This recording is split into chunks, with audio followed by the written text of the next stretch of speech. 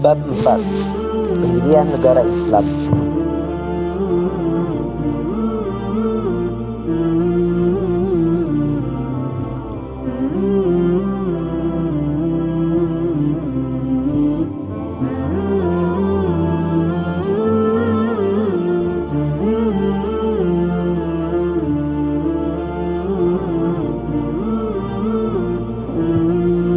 Kekuasaan menguasai Mesir sampai Iran. Keahlian dan kompetensi politik Muawiyah membantu mencegah dunia Islam jatuh ke dalam anarkisme total yang karenanya mungkin tak bisa bangkit. Tetapi pada saat yang sama, beberapa kebijakan dan tindakannya cukup kontroversial sehingga menjadi dasar perpecahan terbesar dalam dunia Islam sekarang. Kekuasaannya menandai awal kekhalifahan Umayyah ketika suksesi kekhalifahan diputuskan berdasarkan keturunan dan tetap berada dalam keluarga Umayyah sampai 750 Masehi. Kemudian digantikan oleh keluarga tua di Mekah yang lain, Abbasiyah. Muawiyah, meskipun sudah ada usaha lewat arbitrase, solusi nyata bagi perselisihan antara Ali dan Muawiyah tak pernah terjadi.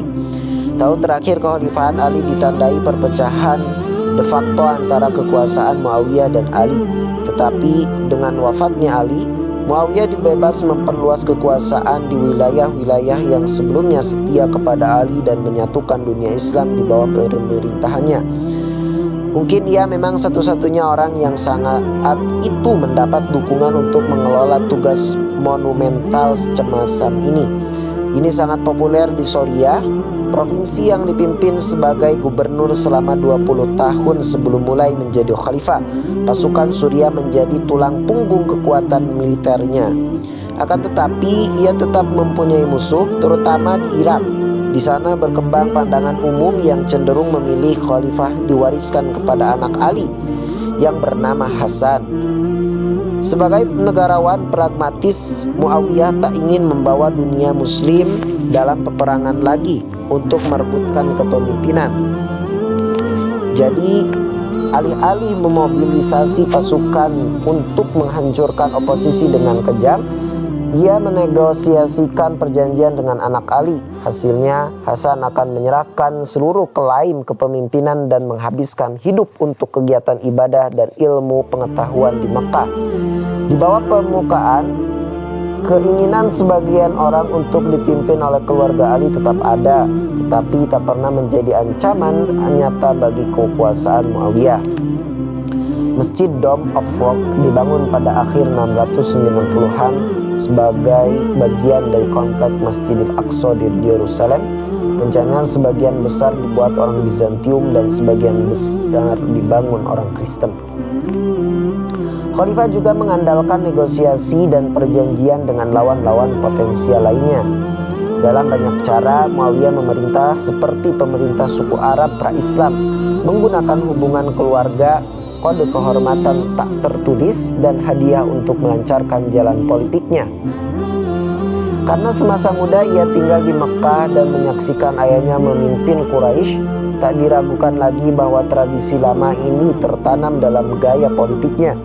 Tetapi pada saat yang sama, Muawiyah mulai mengubah sistem kekhalifahan menjadi monarki. Dialah khalifah pertama yang duduk di tahta dan sholat di area tertutup di masjid, yang melindunginya dari kemungkinan pembunuhan. Ia tak lagi mengikuti jejak sederhana dan bersahaja seperti 4 khalifah pertama. Malahan budaya keluarga Roma dan Sasanid menjadi bagian kekhalifahan. Untuk kali pertama setelah Nabi wafat, khalifah sekadar menjadi yang pertama di antara setara. Dan banyak kisah bertahan tentang asketisme 4 pemimpin awal. Umar yang tak dikenali orang biasa atau menolak pengawalan khusus. Muawiyah menjabati kekhalifahan sederhana sebelumnya dan monarki sesudahnya, yang berjalan ke pasar Damaskus dengan baju bertambal saat masjid besar dan rumit dibangun oleh para arsiteknya. Sebagai upaya untuk mengurangi tekanan perpecahan politik di antara muslim, Muawiyah memilih fokus untuk memperluas batas-batas kekhalifahan. Ini mengingatkan akan sosok Umar yang fokus terhadap ekspansi keluar setelah perang dalam negeri di Perang Tabuk. Muawiyah mengirim pasukan untuk meneruskan perang melawan Kekaisaran Bizantium di daratan dan lautan. Pulau penting seperti Rhodes dan Kreta di Laut Aegea diduduki oleh angkatan laut yang didirikan Utsman. Didukung kemenangan ini, untuk kali pertama pasukan Muslim mampu mengepung Konstantinopel, ibu kota Bizantium. Kota legendaris ini dipandang penting sejak hari-hari awal Islam, saat Nabi menjanjikan bahwa akhirnya pasukan Muslim akan menaklukkan kota yang jauh dan seolah tak tertembus. Salah satu sahabat Nabi yang gugur adalah Abu Ayyub Al-Ansari yang sudah tua. Dia terkenal karena memberikan tempat menginap saat Nabi memasuki Madinah. Ia dikubur di dekat dinding Konstantinopel dan hampir 800 tahun kemudian akan menjadi legenda penuh mitos bagi pasukan Ottoman yang akhirnya mampu menguasai tembok Konstantinopel. Ekspansi juga berlanjut ke Afrika Utara, tempat Bizantium masih memiliki kendali atas wilayah barat Libya modern. Lingkaran Umayyah yang mengendalikan daerah besar Mesir adalah Uqbah bin Nafi, sahabat Nabi yang berasal dari Mekah. Pada 670 Masehi, ia diperintahkan untuk maju ke Bizantium Afrika sehubungan dengan kemajuan yang menjalar masuk ke wilayah Bizantium di Aegea. Pasukan Uqbah terdiri atas 10.000 tentara berkuda yang didukung sejumlah besar suku lokal Berber yang baru saja masuk Islam. Karena Bizantium terlena dengan modern pertempuran lain, Uqbah bisa maju tanpa perlawanan untuk masuk ke Tunisia modern. Di sana ia membangun kota Garnisum Kairawan. Ternyata ancaman utama bukanlah kekuatan Bizantium, melainkan suku Berber lokal yang menahan diri secara perlahan sebelum pergerakan ke barat dapat dilakukan. Setelah periode pendek dari 675 sampai 680 Masehi, saat kedudukannya sebagai gubernur Ifriqiya, provinsi Afrika, dicopot, Uqbah melanjutkan serangan ke barat. Menjelang 680 Masehi, pasukan Umayyah sudah cukup siap untuk berangkat melakukan penaklukan serius melintasi daerah Tunisia, Algeria, dan Maroko modern yang umum disebut Maghribi ke Samudra Atlantik. Peran Uqbah dalam penaklukan ini akan menjadikannya legenda bagi penduduk Muslim Afrika Utara. Setelah meninggalkan Qairawan pada 680 Masehi, pasukan Uqbah melaju tanpa perlawanan sepanjang daratan tinggi gurun di selatan pegunungan pesisir sepanjang Mediterania. Maju dari satu pos terdepan Bizantium ke pos berikutnya, pasukan Uqbah mampu menganeksasi dengan relatif mudah wilayah ratusan kilometer sepanjang pantai, walaupun perpecahan dan perang saudara berkecamuk di jantung kekhalifahan Islam. Salah satu penjelasan yang mungkin tentang penaklukan yang tampak menakjubkan ini adalah perbedaan bahasa, budaya, dan agama antara Berber Afrika Utara dan penguasa Bizantium. Orang Bizantium yang memerintah Afrika Utara berbeda jauh dari orang Berber yang mereka kuasai. Suku Berber adalah manusia gurun, lebih dekat dengan orang Arab yang ada pada 600-an daripada orang Latin dan Yunani, kota yang telah berabad-abad memerintah wilayah tersebut. Bahasa mereka tak punya kesamaan dengan bahasa Yunani yang digunakan dalam pemerintahan. Hanya sedikit orang Berber yang mengubah cara hidupnya dan mempelajari bahasa gubernur mereka. Kurangnya ciri budaya yang sama menjadikan perbedaan sosial yang ajeb di antara keduanya. Asimilasi penuh orang Berber ke dalam masyarakat Roman atau Bizantium sangat langka. Akan tetapi, sepertinya agama menjadi faktor yang lebih besar yang membuat Berber mendukung pasukan Muslim Arab. Sejarah awal Islam mencatat bahwa seluruh suku Berber masuk Islam segera setelah kedatangannya. Tentu ada perbedaan antara orang Afrika Utara dan orang Bizantium dalam Islam isu Kristiani, terutama soal bentuk ketuhanan dan kemanusiaan. Gerakan Kristen separatis seperti Arianisme dan Donatisme secara terbuka memperdebatkan ortodoksi resmi yang diperkenalkan orang Bizantium dan mungkin telah menyebabkan orang Afrika Utara cenderung lebih dekat dengan Islam. Tetapi walau tak segera masuk Islam, seperti klaim penulis sejarah terdahulu, suku Suku Berber pasti punya alasan praktis untuk bangkit melawan Bizantium bersamaan dengan kedatangan pasukan Muslim. Hal ini memungkinkan pasukan Uqbah untuk terus mendapatkan momentum seperti yang terjadi pada sepanjang awal 680-an, sehingga mampu memasuki Maroko modern dan pantai Atlantik.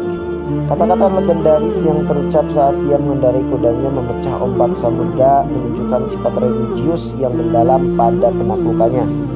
Ya Allah, jika laut ini tidak menahanku, aku akan melintasi daratan seperti Alexander Agung, mempertahankan agamamu dan memerangi orang kafir.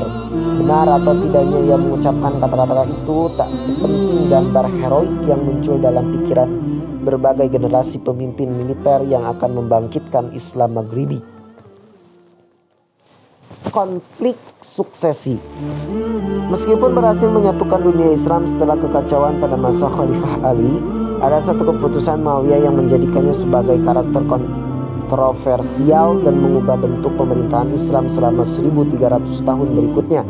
Dia menunjuk Yazid, anaknya, sebagai penerus tepat sebelum wafat dan menuntut sumpah setia dari orang-orang terkemuka di Damaskus. Ahli sejarah Islam sepanjang waktu berspekulasi mereka reka alasan Muawiyah melakukan itu, terutama mempertimbangkan oposisi terhadap Yazid. Tetapi mengingat konteks historis pada masa Muawiyah, kita mudah memahami mengapa terjadi perubahan ke sistem keturunan. Masa Muawiyah menjadi khalifah menunjukkan penekanannya pada kesatuan dan keharmonisan politik. Setelah pergolakan politik pada masa Khalifah Ali, tantangan utama Muawiyah menjaga dunia Islam berpadu di bawah satu pemerintah. Walaupun ia sukses berdasar, tak ada jaminan seluruh khalifah berikutnya mampu memanfaatkan ancaman luar atau manuver politik untuk meninggalkan perpecahan internal. Dengan demikian, Muawiyah merasa bahwa satu-satunya cara untuk melindungi persatuan dan keharmonisan sosial adalah memotong kemungkinan perang suksesi dan menjadikan kekhalifahan berdasar keturunan. Akan tetapi, seperti yang telah terjadi, pemilihan Yazid bukanlah tanpa konversi. Tak seperti ayahnya, Yazid belum pernah mengenal langsung Nabi dan tak memiliki aura yang terlihat pada para sahabat. Selain itu, ada rumor yang beredar di kota suci Mekah dan Madinah tentang kehidupan Yazid yang penuh dosa. Alkohol, gadis penyanyi, dan kemewahan berlebihan mengiringi kehidupan Yazid. Jauh dari gaya hidup beriman dan bersederhana seperti yang didakwahkan Nabi. Benar atau tidak, tuduhan ini cukup bagi sebagian orang untuk memberontak seperti Abdullah bin Al-Zubair, anak Zubair yang menentang Ali. Permasalahan bertambah pelik karena sebagian orang di Irak ingin menyaksikan keturunan Ali mendapatkan gelar khalifah di dunia Islam. Hasan, anak tertua Ali, sudah wafat di Mekah pada masa pemerintahan Muawiyah. Maka dukungan pun jatuh kepada tangan Husain, adiknya. Cucu Nabi Muhammad ini tertarik dengan kota Kufa di Mesopotamia karena janji dukungan penduduknya, menentang saran Abdullah bin Al-Zubair yang memperingatkannya bahwa orang Irak akan membelot begitu ada kesempatan. Husain bersiap mendirikan basis di Irak pada 890 Masehi agar dapat menentang Umayyah di Suriah, seperti yang dilakukan ayahnya 25 tahun yang lalu. Saran Abdullah terbukti tepat. Penduduk Kufa melepaskan dukungan kepada Husain bahkan sebelum ia sampai. Yazid telah mengirim gubernur baru ke kota tersebut untuk membasmi setiap oposisi dan memastikan penduduk tidak bangkit memberontak melawannya. Tampaknya aksi unjuk kekuatan Yazid telah mendesak penduduk kota untuk mengingkari janji dukungannya kepada Husain. Padahal Husain mengandalkan dukungan tersebut dan bepergian ke Kufa hanya dengan sekitar 70 anggota keluarga dan sahabat. Hampir tak mungkin punya kekuatan untuk menggulingkan Yazid di padang Karbala yang berjarak sekitar 80 km di utara Kufa. Husain dikepung oleh kekuatan Yazid yang kemudian membunuh dia dan pengikutnya. Perang Karbala nantinya menjadi salah satu legenda tentang pendirian aliran baru yang berbeda, Syiah. Pemberontakan Abdullah bin Al-Zubair tak lebih baik hasilnya. setelah membunuh Husain, masyarakat di dunia Islam umumnya mendukung perlawanan terhadap pemerintahan Umayyah. Lagi pula, Husain adalah cucu kesayangan Nabi. Pembunuhan keturunan Nabi mengejutkan banyak pengikut yang soleh. Abdullah menggunakan oposisi terhadap Yazid untuk mendukung pemberontakannya sendiri melawan Bani Umayyah. Ia menyatakannya di Mekah pada 680 Masehi. Dengan dukungan semacam itu, pemberontakan Abdullah tak bisa ditumpas semudah Husain. Bahkan Yazid tak pernah mampu memadamkan pemberontakan di Hijaz dan meninggal pada 683 Masehi tanpa kekuasaan penuh di tangan kekhalifahan.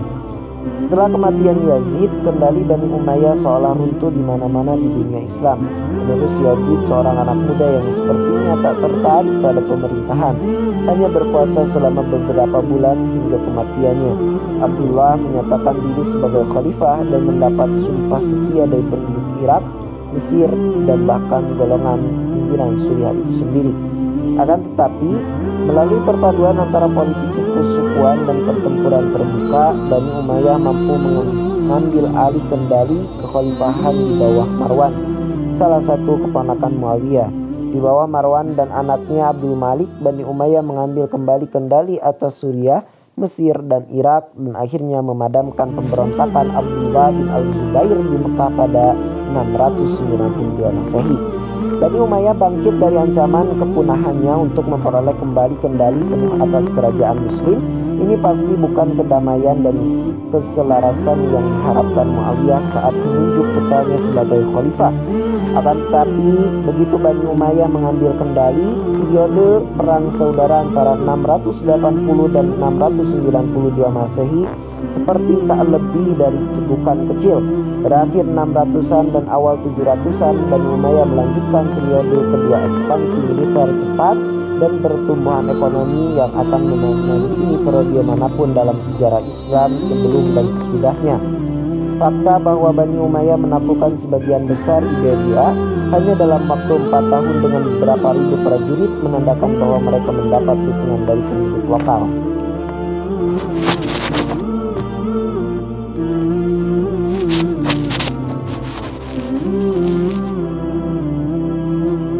Penaklukan lanjutan. Konsolidasi penuh dalam penaklukan Uqba di Afrika Utara harus diselesaikan sebelum penaklukan lanjutan dapat dilaksanakan.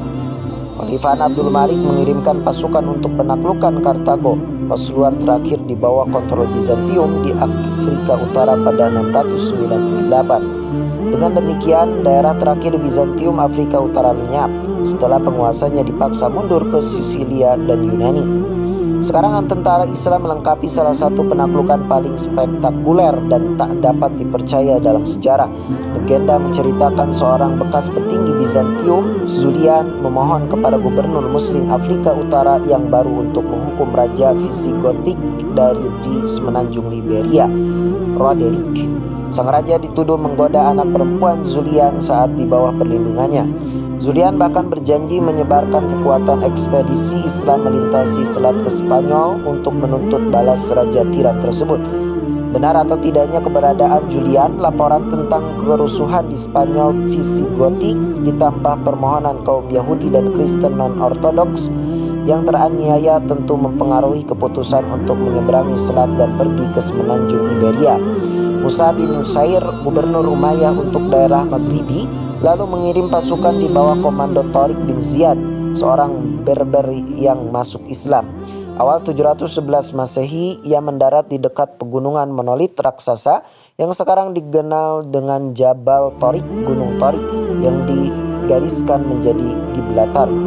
Dari tempat ini, Tariq memimpin pasukan menyerbu ke sepanjang selatan Spanyol yang terbukti berhasil, terutama sejak Roderick dan pasukan besar Visigotik yang diada di utara semenanjung sedang menghadapi pemberontakan Basque.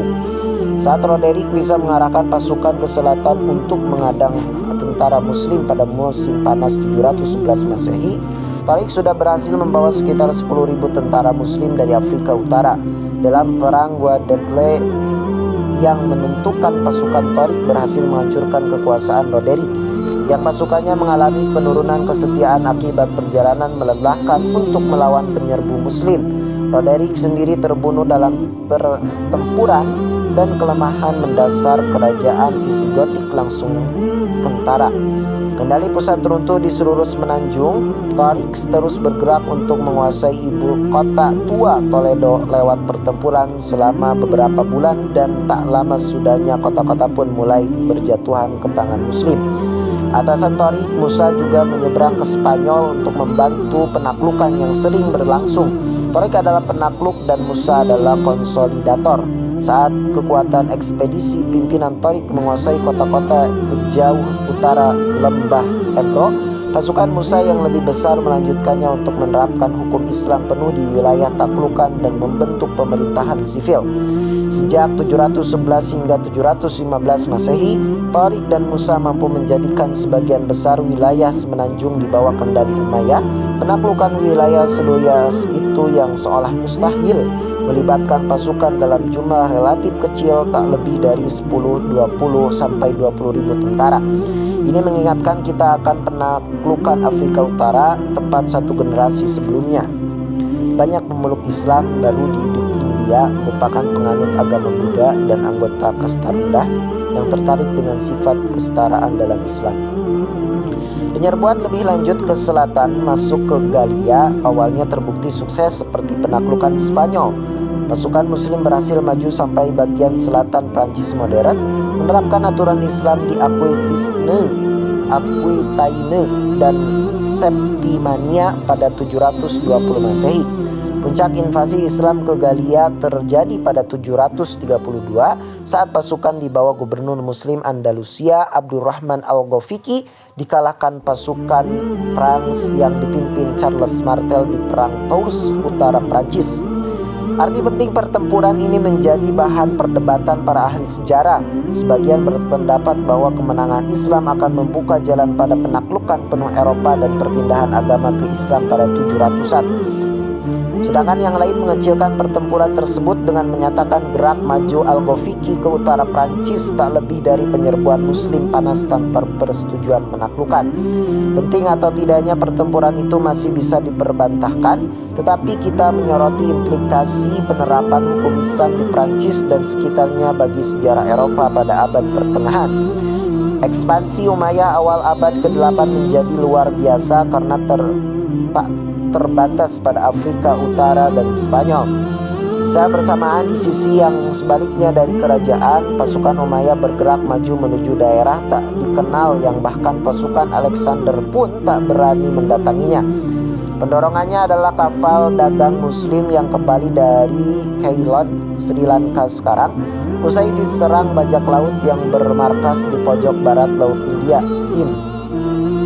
Saat pemimpin kerajaan Sind, Raja Dahir, menolak pengembalikan tawanan Muslim yang ditangkap dari kapal, pasukan Umayyah kembali ditugaskan untuk memperluas batas-batas kerajaan di bawah komando Muhammad bin Qasim, anak muda yang berasal dari suku Thaqif di Taif, kota yang sama dengan yang menurut cerita tradisi Islam tak dihancurkan Nabi Muhammad. Walaupun masih remaja, Ibnu Qasim terbukti mampu menjadi pemimpin di bawah pengawasan Hajjaj bin Yusuf, gubernur Irak. Bersama 6.000 tentara Suriah, ia dikirim melintasi Persia dan masuk anak benua India pada 711 Masehi. Tahun yang sama saat Tariq bin Ziyad masuk ke Spanyol. Setelah mereka mencapai sungai Indus, beberapa komunitas kecil menyerah karena dijanjikan kebebasan beragama. Dibantu pejabat-pejabat kuil Buddha, pasukan Muslim menguasai setiap kota dengan perlawanan relatif kecil. Akhirnya pasukan Ibnu Qasim bertemu Raja Dahir dan di peperangan sepanjang sungai Indus. Dibantu penduduk lokal yang tak puas dengan kekuasaan Dahir, pasukan Muslim mampu menghancurkan pasukan Sidi. Dahir sendiri terbunuh dalam pertempuran. Gajah perangnya tak bisa mengadang anak panah api yang dilontarkan pasukan Muslim. Seperti di Spanyol, kekalahan dalam perang utama dan kematian raja mengakibatkan keruntuhan pemerintahan setempat secara total. Pasukan Muhammad bin Qasim menyapu bersih sisa-sisa perlawanan terorganisasi dalam hitungan bulan dan menegakkan hukum Islam di Sind. Sebagian India pun segera berada di bawah kekuasaan Muslim, walaupun akan butuh menegakkan keadilannya lebih jauh di anak benua tersebut. Bagi masyarakat Sind, penaklukan Islam tidak mengubah kehidupan sehari-hari terlalu banyak. Berdasarkan nasihat atasnya di Irak, Ibnu Qasim memberikan kebebasan beragama bagi umat Buddha dan Hindu, seperti yang diberikan kepada umat Kristen dan Yahudi di tempat lain dalam benua dunia Islam. Oleh gubernur muslim yang baru, kuil dan patung yang dihancurkan dalam pertempuran boleh dibangun kembali. Sekali lagi, persyaratan longgar yang ditawarkan pihak muslim hanya menimbulkan sedikit ketidakpuasan atas hukum Islam dan keharmonisan sosial. Pada pertengahan 700-an, Kekhalifahan Umayyah membentang dari Spanyol sampai India dan menjadi kerajaan terbesar di dunia hanya dalam waktu 100 tahun setelah gerakan Islam dimulai di pegunungan di Mekkah. Walaupun ekspansi dan penaklukan biasa menjadi tanda pemerintahan yang kuat dan cakap, rencana untuk mengakhiri dinasti Umayyah tengah disiapkan saat pasukan Umayyah menuju wilayah tak dikenal. Sementara pemberontakan lain melawan Umayyah gagal. Kali ini pemberontakan akan berhasil karena memanfaatkan banyaknya kelompok etnis yang berbeda yang berada di bawah kontrol Islam dan merasa tidak puas dengan kebijakan sosial Umayyah. Ekspansi yang tepat berarti semakin banyak penduduk non-muslim yang berada di bawah kendali muslim. Persentase populasi penduduk muslim sejak awal hingga pertengahan 700-an diperkirakan hanya sekitar 10%. Sisanya campuran orang Kristen, Yahudi, Zoroaster, Buddha, dan Hindu. Menurut hukum Islam, kelompok-kelompok tersebut mendapat kebebasan beragama dan dibebaskan dari kewajiban militer dengan keharusan membayar pajak perseorangan atau jizyah.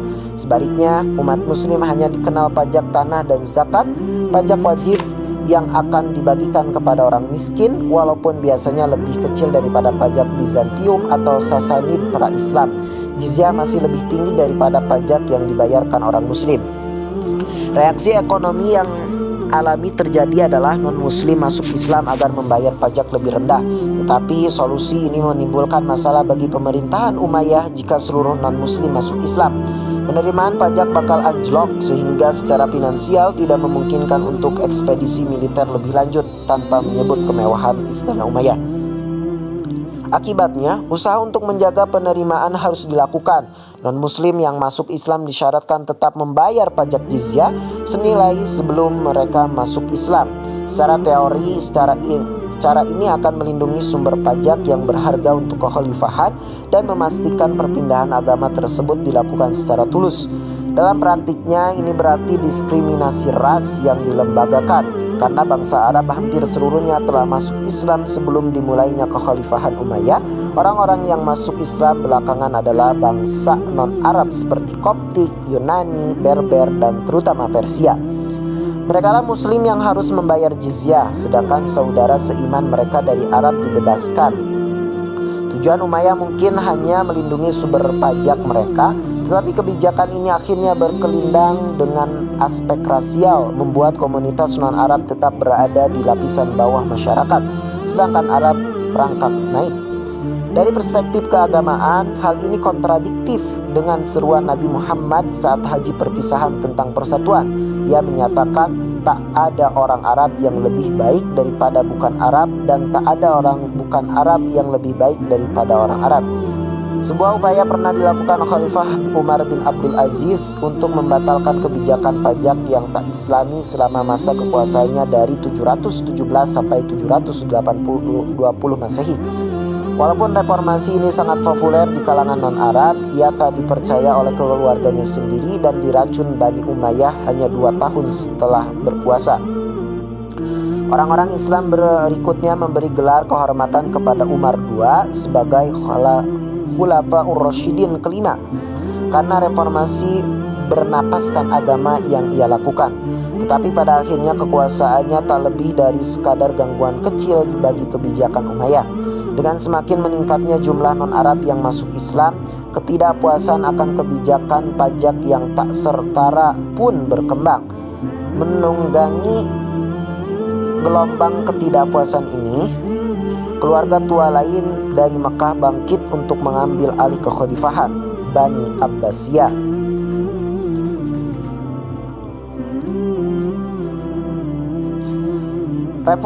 Revolusi Bani Abbasiyah. Bani Abbasiyah mendapat namanya dari paman Nabi, Abbas, yang menjadi kepala keluarga klan tersebut. Mereka bermukim di tanah sebelum timur Sungai Yordan setelah penaklukan Suriah dan secara umum menjauhkan diri dari politik saat perang saudara berkecamuk pada 600-an. Akan tetapi pada awal 700-an mereka mulai mengembuskan rumor bahwa salah satu keturunan Ali secara resmi telah memindahkan hak kekuasaan kepada Bani Abbasiyah. Mengapa ia menaklukkan atau apakah memang itu terjadi masih merupakan misteri. Dari sudut pandang praktis, hal ini memberikan legitimasi kepada Bani Abbasiyah. Mereka tak hanya lebih dekat hubungannya dengan Nabi daripada Bani Umayyah, tetapi juga mengklaim akan menegakkan keinginan kalangan yang mendukung keturunan Ali sebagai pemimpin dunia Islam. Dari wilayah basis dari selatan Suriah, kemudian Irak, mereka mengirim wakil-wakil ke Khorasan di timur. Di sana penduduk Persia dapat digerakkan untuk mendukung pemberontakan melawan Bani Umayyah yang menindas. Sepanjang 370-an dan 740-an diucapkanlah sumpah setia jaringan sekutu yang jauh dari basis Bani Umayyah di Damaskus. Bani Abbasiyah memberikan janji masyarakat yang lebih setara di bawah kekhalifahannya dan secara samar menjamin keturunan Ali akan memainkan peranan lebih besar dalam pemerintahan Islam sesuai keinginan banyak muslim di bagian timur kekhalifahan. Dengan begitu, Bani Abbasiyah mampu mengamankan dukungan berbagai kalangan masyarakat. Sokongan datang antara lain dari ahli ibadah yang ingin menyaksikan pemerintah yang lebih mengikuti teladan Nabi. Selain itu, ada kelompok non-Arab muslim yang marah atas status kelas 2 mereka. Terakhir, pengikut setia Ahlul Bait yang meyakini bahwa keharusannya kekuasaan menjadi milik keluarga Nabi. Pada 747 Masehi, Bani Abbasiyah secara resmi menyatakan pemberontakan terbuka, mengibarkan bendera hitam khusus di langit kota Merv, jauh ke timur dunia Islam yang sekarang bernama Turkmenistan. Revolusi ini dipimpin tokoh misterius yang dikenal sebagai Abu Muslim. Tak banyak yang diketahui tentangnya, tetapi ia memang tak tampak sebagai anggota keluarga Abbasiyah dan mungkin berasal dari etnis Persia. Di bawah kepemimpinannya di bidang politik dan militer yang brilian, revolusi Bani Abbasiyah dengan cepat bisa mengambil kendali Khurasan yang segera menjadi basis pergerakan. Abu Muslim mengirim pasukan ke arah barat masuk ke jantung Persia. Di sana penduduk lokal muslim bangkit melawan Umayyah dan bergabung dengan semangat revolusioner. Situasi yang awalnya terlihat sebagai ungkapan ketidakpuasan yang tak berbahaya di Merv kini mengancam ekstensi dinasti Umayyah, terutama saat pasukan Abbasiyah keluar dari Persia dan masuk ke dunia Arab.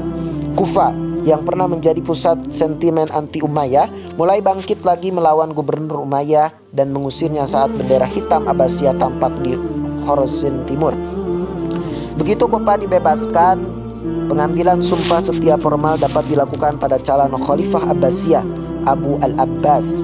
Revolusi ini punya tujuan jelas, dukungan luas dari seluruh Persia, kemudian seorang pemimpin untuk menyatukan semuanya. Di setiap tempat Umayyah berada dalam posisi bertahan saat semakin banyak orang berkumpul mendukung Abbasiyah. Sementara itu, upaya membangkitkan pendukung Umayyah ternyata bukan perkara mudah. Sudah beberapa dekade berlaku sejak ancaman nyata terhadap posisi Umayyah mulai muncul, tapi pejabat pasukan Suriah hanya berdiam diri dan dengan keliru menganggap kekuatan revolusi itu perlahan-lahan akan surut. Saat kekhalifahan Marwan II berhasil mengumpulkan kekuatan Umayyah, Abbasiyah telah mengambil kendali atas sebagian besar Irak. Pada awal 750-an Masehi dalam perang Zab di Mesopotamia Tengah, kekuatan Abbasiyah berhasil memukul mundur penuh pasukan Umayyah.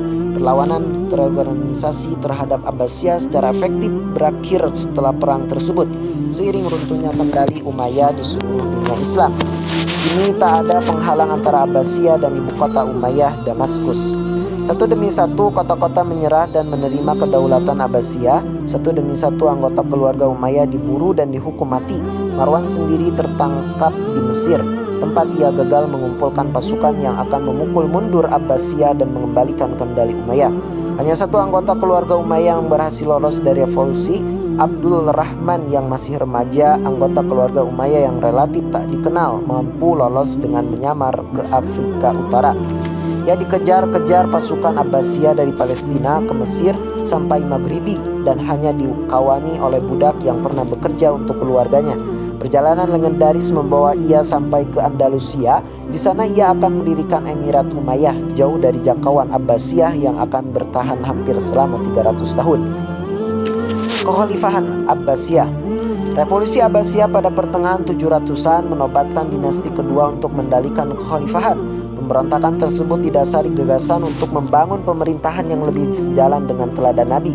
menyediakan tempat yang lebih pantas bagi non-Arab dalam masyarakat, dan memberikan sejumlah peran pemimpinan bagi keturunan Ali. Janji-janji besar dan idealistis tersebut memang perlu untuk menghalang dukungan beragam grup yang membuat revolusi ini berhasil. Tetapi begitu Abbasiyah berkuasa, revolusi ini tak serta-merta membuat dunia Islam kembali ke era Khulafaur Rasyidin. Tidak kesolehanlah, bukan politik yang mendikte keputusan khalifah. Sebaliknya, Khalifah Abbasiyah meneruskan tradisi otoritarian yang sama dengan yang mereka cela dari Umayyah.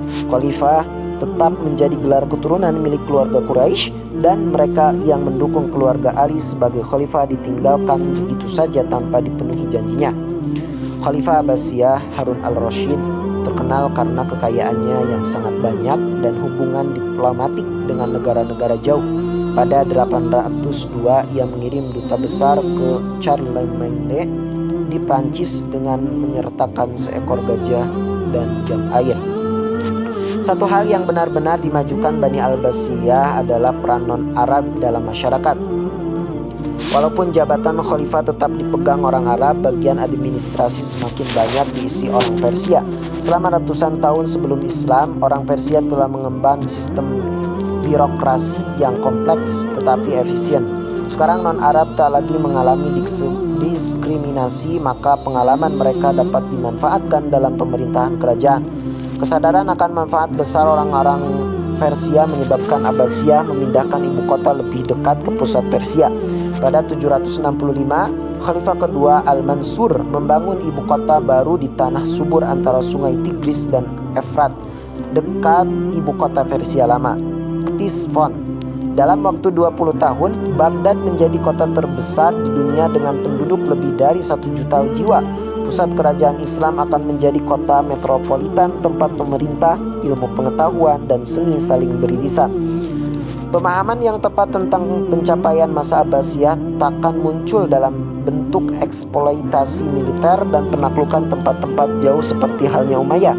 Bahkan ekspansi keluar sesungguhnya berhenti saat Abbasiyah berkuasa. Serangan musiman melintasi perbatasan Bizantium tetap berlanjut, tetapi persiapannya tidak matang. Di barat, perang Tours pada 732 Masehi dalam masa Umayyah menyebabkan berhentinya ekspansi Muslim ke Eropa, dan konsolidasi kekuatan di Andalusia menjadi fokus utama pengungsi Umayyah yang mengontrolnya. Di timur hanya ada sedikit tambahan keuntungan yang dihasilkan dalam serangan ke Asia Tengah. Orang-orang Turk yang menyebar ke daratan Asia Tengah tak menyongsong peradaban Islam lewat penaklukan, tapi mulai migrasi ke jantung dunia Islam pada 800-an dan 900-an. Era penaklukan militer Muslim telah berhenti selamanya, tetapi era penaklukan intelektual Muslim siap dimulai.